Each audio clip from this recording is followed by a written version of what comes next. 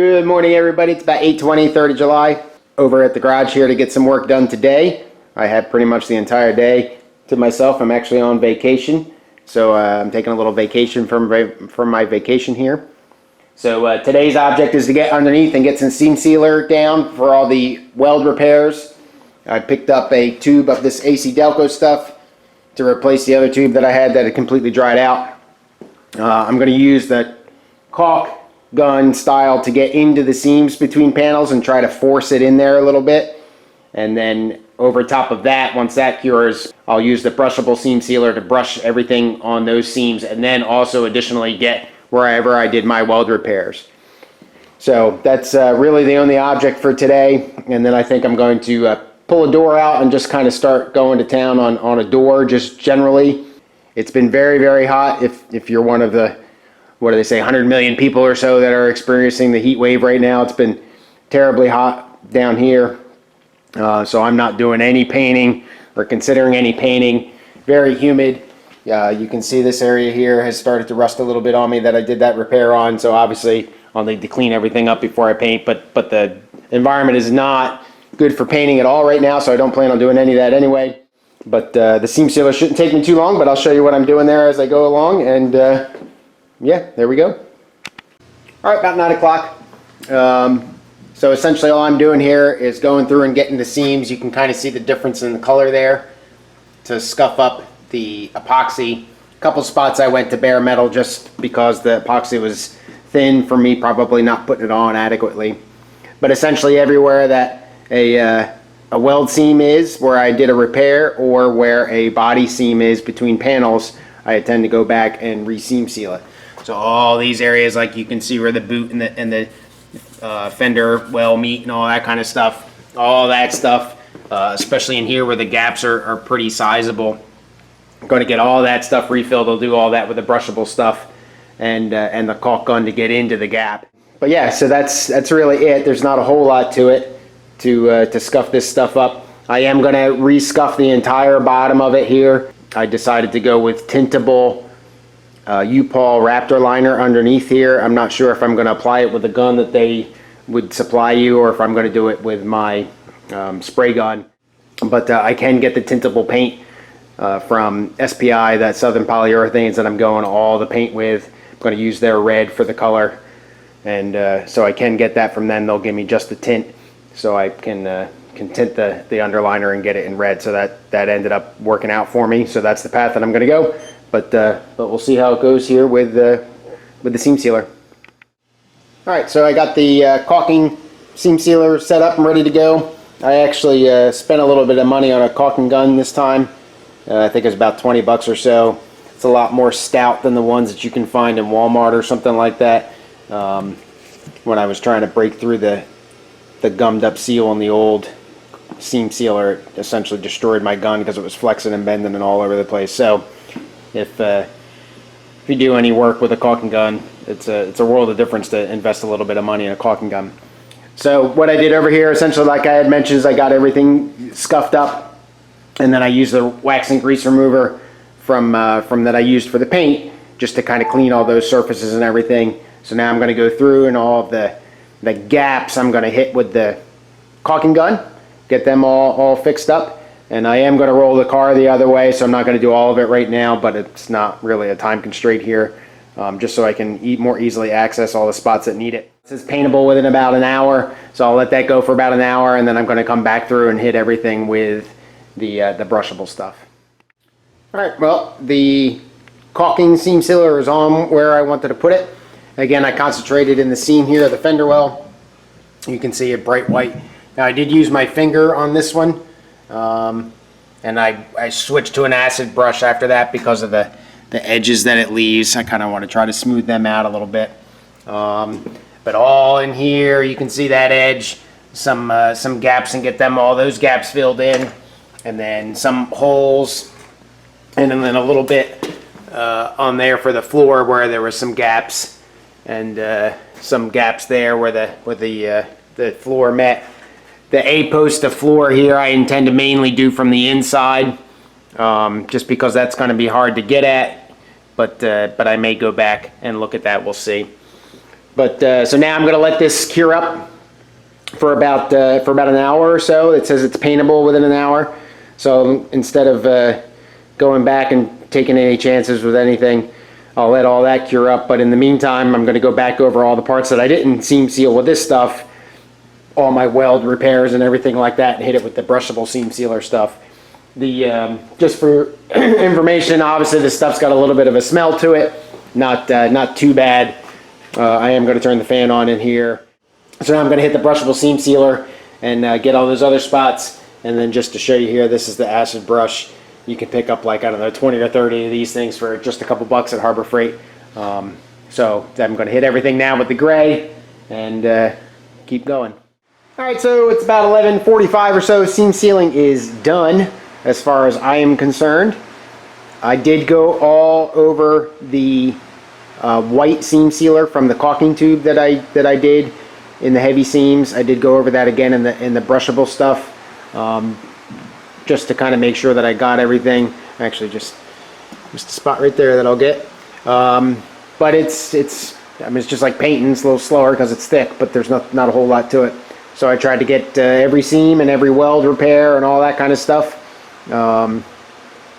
And otherwise, that's really about it for under here. Now, like I said, I am going to put Ratpor Liner on it.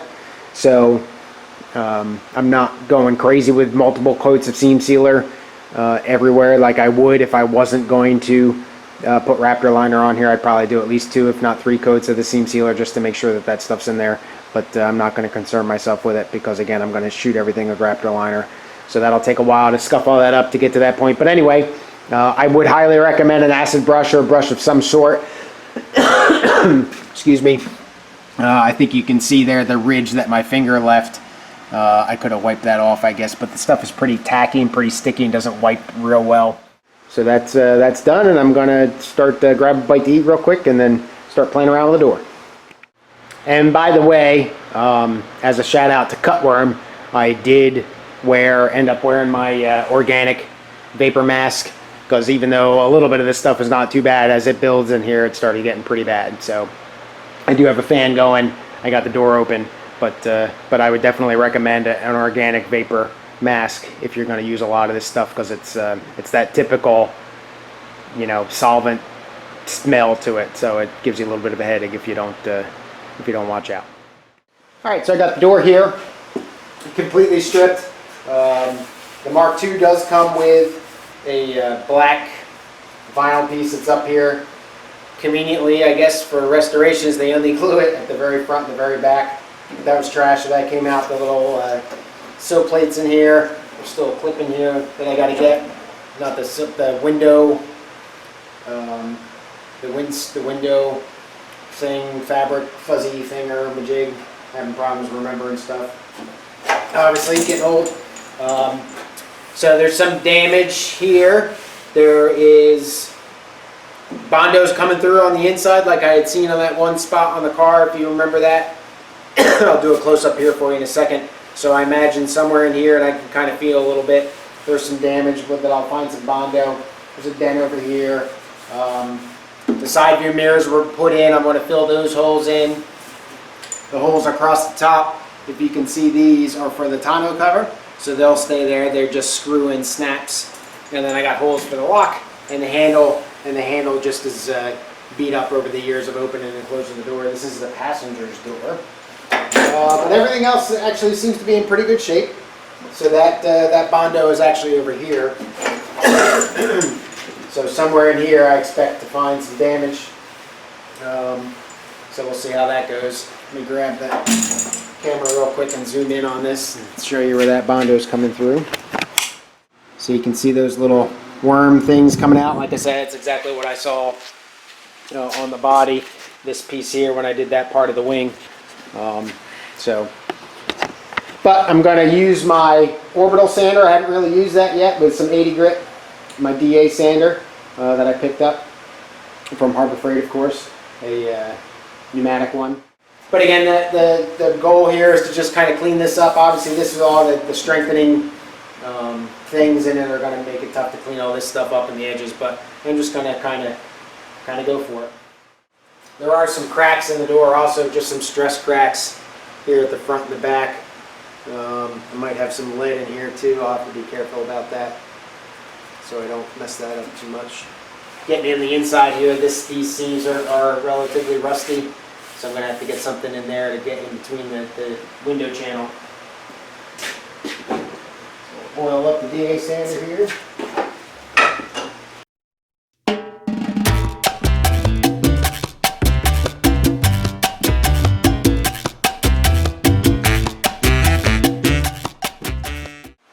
While I'm working on the door, I have a piece of metal here, 2 coats of primer on it right now, and I have the Automotive touch-up paint that I ordered forever ago when I painted the frame in the red. So what I'm going to do is paint this metal piece here and prep it as it's not epoxy primer that's on there or anything, but prep it like I would for the car, and then paint it with the base coat, clear coat from Automotive touch-up. That's the true signal red. And then I'm going to compare that to my paint chips that I have at home from SPI and see how close and which red to choose. So we'll take a look at that when I get home today to see how close these colors really are.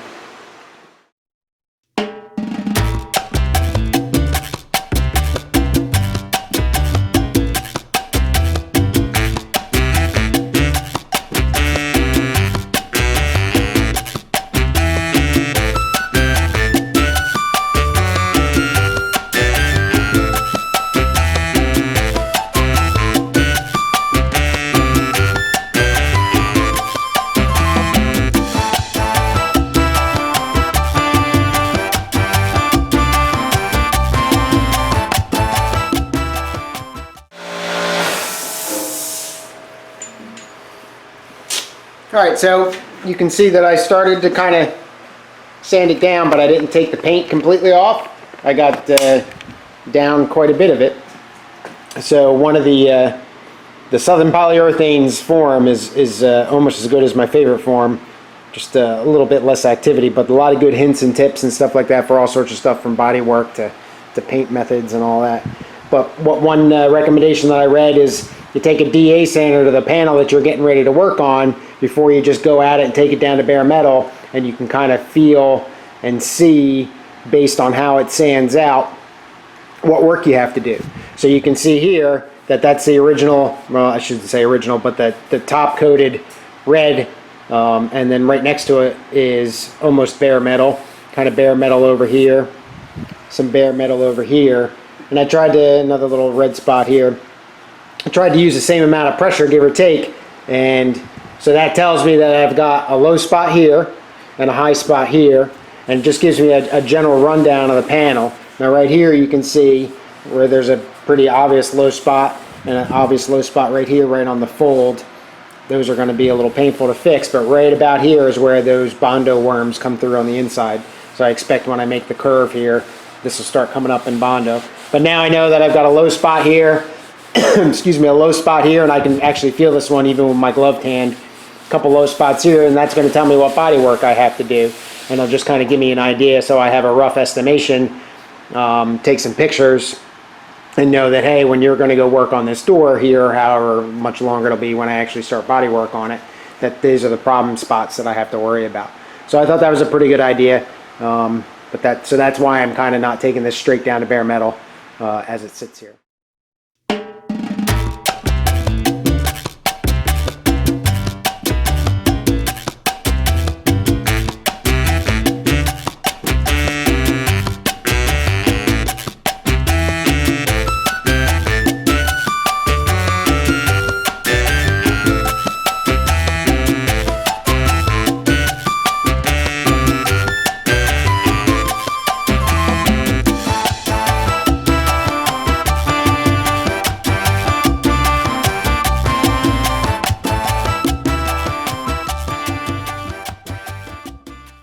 Alright, got the top, I guess, side you could say DA'd. Never did find the Bondo over here, but I'm sure it's there. But a nice high spot here, low spot here a little bit. This one's a pretty good low spot. I can feel that with my glove. And then all over by the door handle and everything, that's in bad shape. just in general over here from all the wear and tear of being used. So be a little interesting to see how I'm going to get in here through the accesses in the door and everything. There's quite a few cutouts in there, but even so, it might get a little tricky. Paint looks pretty good underneath where that black thing was, as you would expect. And then down here, this is a little beat up too. High spot here. Oops, not even on camera, sorry. High spot here, and then the holes that I'm going to fill that were part of the rear view mirror. Again, these holes are for the snaps here for the tonneau cover. So, going to continue on getting it cleaned up. There's a lot of dirty, nasty stuff in here, but I'll come back if there's anything interesting. Alright, well, I found the Bondo, but it wasn't about 8 inches thick, so that's probably why I missed it at first. But it is definitely right in this area, so that corner, unfortunately, probably got dinged pretty good.